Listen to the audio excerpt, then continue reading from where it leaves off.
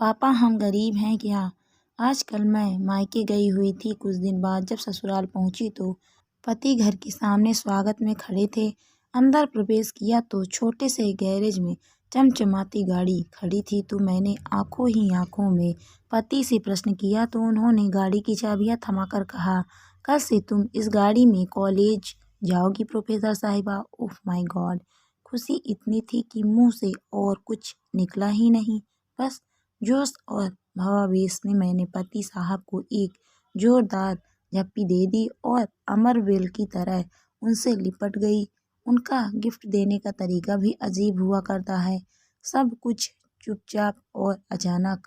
खुद के पास पुरानी स्विफ्ट डिजायर है और मेरे लिए और भी महंगी खरीद लाए।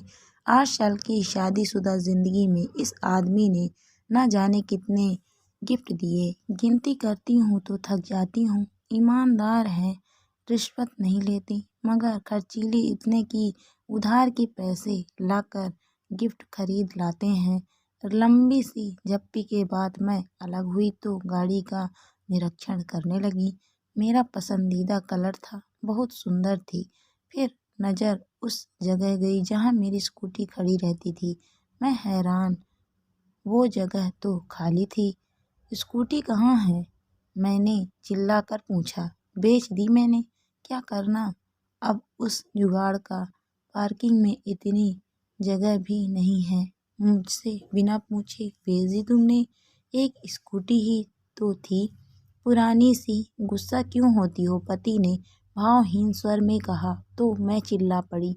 स्कूटी नहीं थी वो, मेरी जिंदगी थी। मेरी धड़कनें बजती थी उसमें। मेरे पापा की इकलौती निशानी थी मेरे पास। मैं तुम्हारे तोहफे का सम्मान करती हूँ, मगर उस स्कूटी के बिना पे नहीं, मुझे नहीं चाहिए तुम्हारी गाड़ी। तुमने मेरी सबसे प्यारी चीज बेच दी, वो भी मुझसे बिना पूछे। मैं रो पड़ी। शोर सुनकर मेरी सास बाहर निकल आई। उन्होंने मेरे सर पर हाथ फेरा तो मेरी रुलाई और फूट पड़ी। रो मत बेटा, मैंने तो इससे पहले ही कहा था एक बार बहू से पूछ ले, मगर बेटा बड़ा हो गया है, भला माँ की बात कहाँ सुनेगा। मगर तू रो मत। और तू खड़ा खड़ा अब क्या देख रहा है? वापस ला स्कूटी को। पति साहब गर्दन झुकाकर आए मेरे पास। रोते हुए नहीं देखा था मुझे पहले कभी। प्यार जो बेइंतहा करते हैं। याचना भरे स्वर में बोले, सॉरी यार, मुझे क्या पता था वो स्कूटी तेरे दिल के इतनी करीब है। मैंने तो कबाड़ी को बेचा है सिर्फ 7,000 में। वो मामूली पैसे भी मेरे किसी काम के थे। यूं ही बेच दिया कि गाड़ी मिलने के बाद उसका क्या करूँगी। तुम्हें खुशी देनी चाहिए थी, आंसू नहीं। अभी जाकर लाता हूँ। फिर वो चले गए। मैं अपने कमरे में आकर बैठ गई, एकदम उदास सी। पति का भी क्या दोष था? हाँ, 1-2 बार उन्होंने कहा था कि ऐसे बेचकर नए ले लें। मैंने भी हंसकर कह दिया था कि नहीं, यही ठीक है।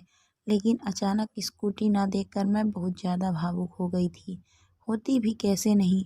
वो स्कूटी नहीं, औकात थी मेरे पापा की। जब मैं कॉलेज में थी तब मेरे साथ में पढ़ने वाली एक सहेली नई स्कूटी लेकर कॉलेज आई थी। सभी सहेलियां उसे बधाई दे रही थी। तब मैंने उससे पूछ लिया, कितने की है? उसने तपाक से जो उत्तर दिया, उसने मेरी जान ही निकाल ली थी। कितने की भी हो, तेरी और तेरे पापा की औकात से बाहर ही है। अचानक पैरों में जान नहीं रही थी। सब लड़कियां वहां से चली गई थी, मगर मैं वहीं बैठी रह गई। किसी ने मेरे हृदय का दर्द नहीं देखा था। मुझे कभी यह एहसास ही नहीं हुआ था कि वे सब मुझे अपने से अलग गरीब समझती थी। मगर उस दिन लगा कि मैं उनमें से नहीं हूँ। घर आई तब भी अपनी उदासी छुपा नहीं पाई। माँ से लिपट कर रो पड़ी थी। माँ को बताया तो माँ ने बस इतना ही कहा, छिछोरी लड़कियों पर ज़्यादा ध्यान मत दे, पढ़ाई पर ध्यान दे। रात को पापा घर आए तब उनसे भी मैंने पूछ लिया, पापा हम गरीब हैं क्या? तब पापा ने सर पे हाथ फिराते हुए कहा था, हम गरीब नहीं हैं बिटिया, बस ज़रा सा हमारा वक्त गरीब चल रहा है। फिर अगले दिन भी मैं कॉलेज नहीं गई। न जाने क्यों दिल नहीं था। शाम को पापा जल्दी ही घर आ गए थे और जो लाए थे वो उतनी बड़ी खुशी थी मेरे लिए कि शब्दों में बयां नहीं कर सकती। एक प्यारी सी स्कूटी, तितली सी, सोन चिड़िया सी, नहीं, एक सफ़ेद परी सी थी। वो मेरे सपनों की उड़ान, मेरी जान थी। वो सच कहूँ तो उस रात मुझे नींद नहीं आई थी। मैंने पापा को कितनी बार थैंक यू बोला याद नहीं। स्कूटी कहाँ से आई, पैसे कहाँ से आए, ये भी नहीं सोच सकी ज़्यादा खुशी में। फिर 2 दिन मेरा प्रशिक्षण चला। साइकिल चलानी तो आती थी, स्कूटी भी चलानी सीख गई। 5 दिन बाद कॉलेज पहुंची, अपने पापा की औकात के साथ, एक राजकुमारी की तरह, जैसे अभी स्वर्ण जड़ित रथ से उतरी हो। सच पूछो तो मेरी ज़िंदगी में वो दिन खुशी का सबसे बड़ा दिन था। मेरे पापा मुझे कितना चाहते हैं सबको पता चल गया। मगर कुछ दिनों बाद एक सहेली ने बताया कि वो पापा के रिक्शा पर बैठी थी। तब मैंने कहा, नहीं यार, तुम किसी और के रिक्शे पर बैठी हो। मेरे पापा का अपना टेम्पो है।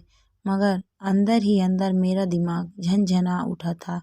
क्या पापा ने मेरी स्कूटी के लिए टेम्पो बेच दिया था और 6 महीने से ऊपर हो गए, मुझे पता भी नहीं लगने दिया। आज शाम को पापा घर आए तो मैंने उन्हें गौर से देखा। आज इतने दिनों बाद फुर्सत से देखा तो जान पाई कि दुबले पतले हो गए हैं, वरना ध्यान से देखने का वक्त ही नहीं मिलता था। रात को आते थे और सुबह अंधेरे ही चले जाते थे। टेम्पो भी दूर किसी दोस्त के घर खड़ा करके आते थे। कैसे पता चलता बेच दिया है। मैं दौड़कर उनसे लिपट गई। पापा, आपने ऐसा क्यों किया?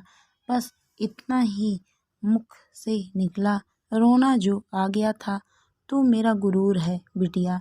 तेरी आंख में आंसू देखूं तो मैं कैसा बाप। चिंता न कर, बेचा नहीं है, गिरवी रखा था, इसी महीने छुड़ा लूंगा। आप दुनिया के बेस्ट पापा हो, बेस्ट से भी बेस्ट। इसे सिद्ध करना जरूरी कहाँ था। मैंने स्कूटी मांगी कब थी? क्यों किया आपने ऐसा? 6 महीने से पैरों से सवारियां ढोए आपने। ओह पापा, आपने कितनी तकलीफ झेली मेरे लिए। मैं पागल, कुछ समझ ही नहीं पाई और मैं दहाड़े मार कर रोने लगी। फिर हम सब रोने लगे, मेरे दोनों छोटे भाई, मेरी मम्मी भी। पता नहीं कब तक रोते रहे। वो स्कूटी नहीं थी मेरे लिए, मेरे पापा के खून से सींचा हुआ उड़न खटोला था मेरा, और उसे किसी कबाड़ी को बेच दिया। दुख तो होगा ही। अचानक मेरी तंद्रा टूटी। एक जानी पहचानी सी आवाज़ कानों में पड़ी, फट फट फट। मेरा उड़न खटोला मेरे पति देव यानी तहसीलदार साहब चला कर ला रहे थे और चलाते हुए एकदम बुद्धू लग रहे थे, मगर प्यारे से बुद्धू, मुझे बेइम्तहान चाहने वाले राजकुमार बुद्धू। मैंने स्कूटी को अच्छे से पोंछा, उसको प्यार किया। उसमें से पापा के प्यार और खून पसीने की खुशबू आ रही थी। बहुत अच्छे से उसको कवर से छिपा दिया और पति देव के साथ अंदर आ गई। पति ने कहा, मुझे माफ़ कर दो, मुझे नहीं पता था ये तुम्हारे लिए इतनी इम्पोर्टेंस है। मेरी वजह से तुम्हारी आंखों में आंसू आ गए।